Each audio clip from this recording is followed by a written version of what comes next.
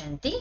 आज का दादी जी से प्रश्न है कि क्षमा, दया और रहम में क्या अंतर है। दादी जी उत्तर दे रहे हैं, क्षमा, दया और रहम तीनों शब्दों की बहुत गहराई है। पहले अपने पर दया करनी है, रहम करना है, फिर क्षमा करना है। पहले क्या करना है? दया करनी, फिर रहम और फिर क्षमा। पुरानी बातें याद आती रहती है तो वो संस्कार डिस्टर्ब करते रहते हैं। पुरानी बातें याद आएगी, पुराने संस्कार जो है वो डिस्टर्ब करेंगे। इसलिए अपने को क्षमा करने के लिए सबसे पहले दया करो, रहम करो। दया और रहम में थोड़ा अंतर है। जैसे किसी को कमजोर देखकर दया आती है, तरस भी आता है, ऐसे अपने ऊपर तरस खाओ। तरस खाकर रो नहीं, रोना नहीं आना चाहिए तरस खाकर, लेकिन सोचो कि इसके लिए मैं क्या पुरुषार्थ करूं। अपने जो कर्म किए हुए हैं रियलाइजेशन होती है, तो अपने आप को क्षमा करो। जैसा भगवान क्षमा करता है ऐसे पहले अपने को क्षमा करो।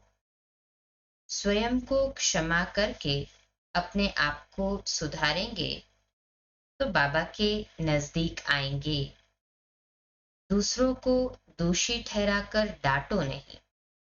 दूसरों को महसूस कराना कि आपने गलत किया है, यह हमारी ड्यूटी नहीं है। हमें क्या जरूरत पड़ी है दूसरों को महसूस कराए कि उन्होंने ये गलत किया है, वो गलत किया है। हमें उसके बारे में न सोचना है न बोलना है। उसका जो कर्म है उसका वैसा भाग्य है, हम क्यों अपने आप को डिस्टर्ब करें ना। उसको हम क्षमा की शक्ति नहीं दे सकते हैं, स्नेह की शक्ति से उनको राइट बात समझने की शक्ति मिले, महसूस करने की शक्ति मिले, हमारा प्यार सच्चा हो। उसकी भूल को छिपाने के लिए प्यार न हो। उसकी भूल हुई है तो छिपा दे, ऐसा भी प्यार न हो। उसकी बुद्धि स्वच्छ काम करे, महसूस करे, जिससे अपने आप को समझकर अपनी भूल से अपने को बचाएं। तो यह पुरुषार्थ का तरीका जैसा अपने लिए होगा तो वह गुण कुदरती मदद करेंगे। सहन शक्ति का गुण आए, ऐसे नहीं कि सहन करना पड़ता है। सहन शक्ति से दया, रहम और क्षमा, ये तीनों गुण आएंगे। यदि सहन शक्ति नहीं है तो ये तीनों भी नहीं आ सकते हैं। थोड़ा सहन करो तो ये तीनों आ जाएंगे। सहन शक्ति आएगी तो ये तीनों दया, रहम और क्षमा तीनों ही गुण आ जाते हैं। वास्तव में दुख महसूस नहीं करना चाहिए, लेकिन कमी महसूस करनी चाहिए। मेरे अंदर क्या कमी है जो मुझे फीलिंग आई, ये महसूस करना है। दुख की महसूसता न हो। दूसरे की कमी दिखाई देती है तो दुख महसूस होता है, क्योंकि एक्सपेक्टेशन रखते हैं ना कि उसमें ये क्वालिटी होनी चाहिए, और फिर जब वो क्वालिटी की एक्सपेक्टेशन रखेंगे तो फिर अवगुण दिखाई देगा।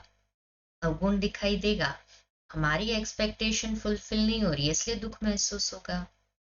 कमी न दिखाई पड़े, भाव दिखाई पड़े, इसका भाव मेरे प्रति अच्छा है।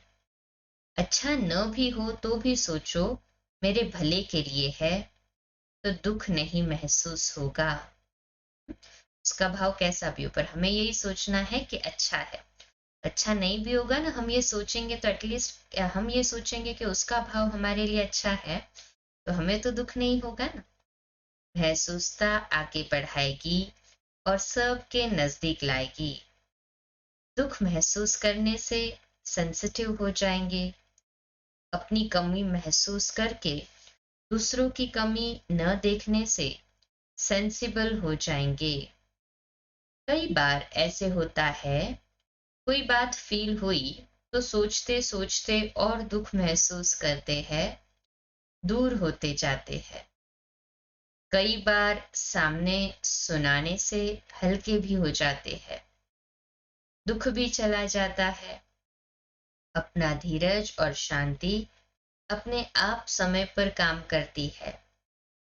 समझो, मेरे लिए आप 10 जगह निंदा करते हो, तो मैं एक बार भी न बोलूं, धीरज रखूं। कोई व्यक्ति है जो 10 जगह हमारी निंदा कर रहा है, पर हम एक बार भी उसके बारे में कुछ नेगेटिव या व्यर्थ न सोच रहे हैं, न बोल रहे हैं, धीरज रख रहे हैं। ऐसा न सोचूं कि आपने 10 बार किया तो मैं एक बार करूं। धीरज, शांति से काम लो, आपे ही दूसरे को महसूस होगा। अपने स्वभाव को ऐसा बनाना है, मैं राइट हूं वो रॉन्ग है, यह सिद्ध करने का प्रयास कभी नहीं करना है। डबल अंडरलाइन करे।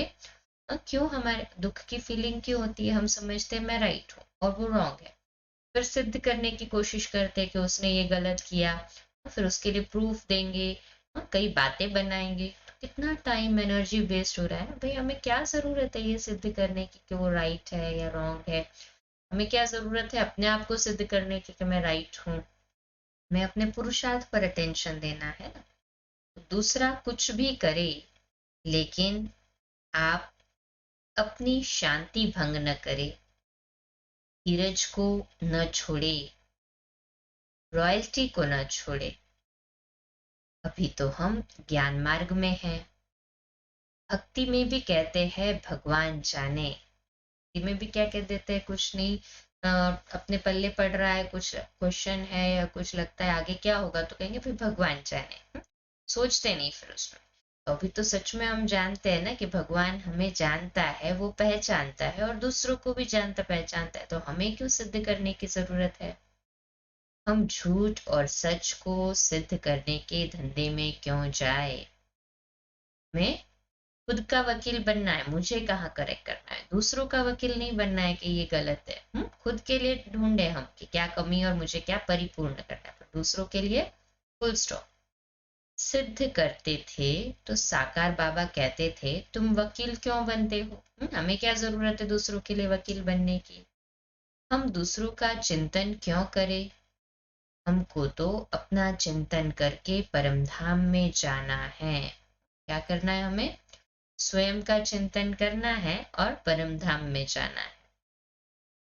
अव्यक्त वर्ष में औरों का चिंतन छोड़ दो। करेंगे ना अभी ये विशेष पुरुषार्थ, औरों का चिंतन करना छोड़ेंगे ना सभी? कहें हाँ जी बाबा, पक्का निश्चय है ना? अच्छा, मुबारक हो। दूसरा प्रश्न है, कई बार अमृत वेले बहुत सुस्ती आती है, उसे हम कैसे परिवर्तन करें? कईयों के प्रश्न होते हैं कि अमृत वेला बैठते तो है परंतु सुस्ती आती है, तो कैसे परिवर्तन करें? इसका उत्तर दादी देते हैं, बाबा से गहरा संबंध हो तो सुस्ती स्वतः भाग जाएगी।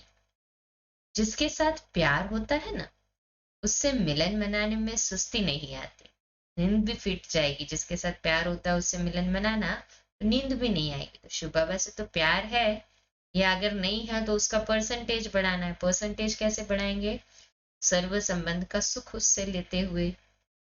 बाबा के मिलन से कितनी शक्ति मिलती है, उसका अनुभव हो तो अनुभव की खींच सुस्ती भगा देगी।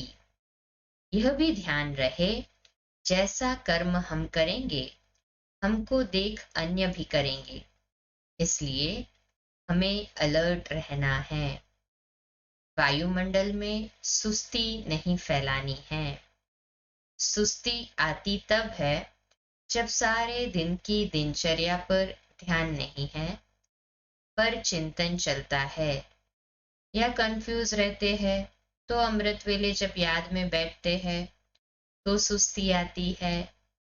सुस्ती भगाने के लिए नियम पक्का रखो, उमंग उत्साह में रहो, विजयी बनने का लक्ष्य पक्का हो। है ना, विजयी बनने का लक्ष्य पक्का। तो सारे दिन की दिनचर्या पर विशेष अटेंशन हो। मुझे परचिंतन में, परदर्शन में नहीं जाना है, खुद के ऊपर अटेंशन देना है। और विशेष रात्रि में हम सभी रात्रि क्लास करके सोते हैं। अव्यक्त जो बाबा के मुरलियां हैं या जो क्लासेस है या अव्यक्त महावाक्य है, उनका चिंतन करके सोते हैं। ऑटोमेटिकली जैसी स्थिति में रात को सोते हैं ना, तो वैसी स्थिति में नींद भी खुलती है।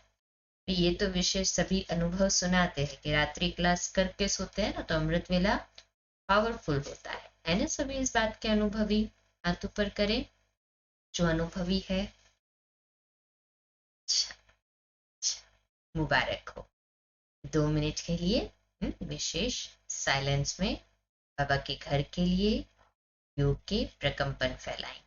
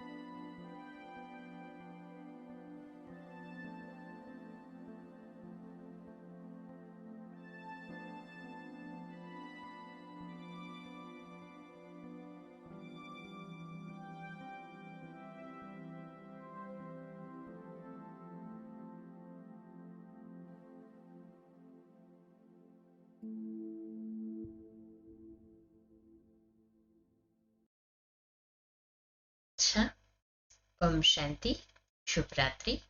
कल सुबह लाइव अमृत वेला मिलेंगे 3:30 से 4:30 मेडिटेशन और 4:30 से 5 मुरली के लिए, और रात्रि क्लास ऐसे ही रोज की तरह 8:45 बजे।